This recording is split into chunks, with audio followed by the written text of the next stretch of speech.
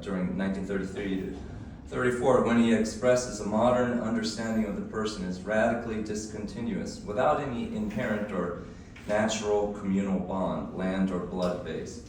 With this basis, he rejects the official doctrine of the family state, but he also rejects modern individualism that absolutizes the individual. No one can subsist alone without assuming others. We are situated within the self-determination of the world as public persons, entailing endless responsibility for our actions. Nishida bases this on a non-substantial mediator, the place of nothing, encompassing the discontinuous but co-responsive individuals. The determination of that place is also reciprocal determination among individuals. He calls its dynamic structure the dialectical universal, bensho-teki pansha. While determining one another, we determine the universal as the universal's self-determination. He applies this idea to international relations by writing that the medium of the world culture is an open place, a non-substantial nothing for interaction among mutually responding and responsible nations.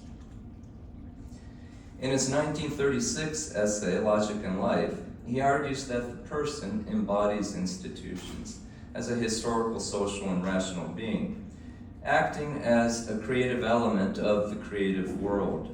Relevant here is that the person is not merely conditioned by social history, but is a legislator. Law makes the person, and the person makes law. What shoulders creation is the human being as an institutional being responsible for law. In his 1938 essay, The Standpoint of the Individual Within the Historical World, Nishida speaks of the role of the state in guaranteeing the individual's concrete personhood. Situated within the self-determining world and mirroring it, a state must restrain itself in self-negation.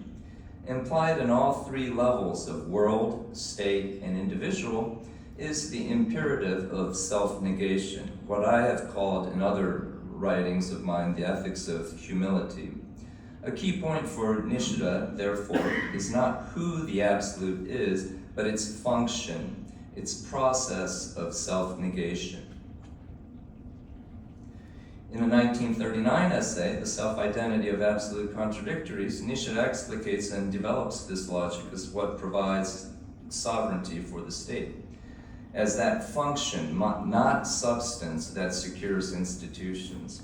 As non-substantial, it cannot be identified with any particular person or entity. Instead, it is the place for individuals, situated within it as creative elements of the creative world. Law is not the prerogative of any particular individual. Any doctrine of sovereign being as omnipotent, supreme being is here denied, in contrast with the official doctrine of national polity that stresses the omnipotence of the nation-state under the emperor. Instead, people are all equally personae in the Latin, as effects and effectors of sovereignty, that which is made, and yet at the same time the maker, given responsibility as a public organ. It is no single being, but rather the function mediating and establishing all.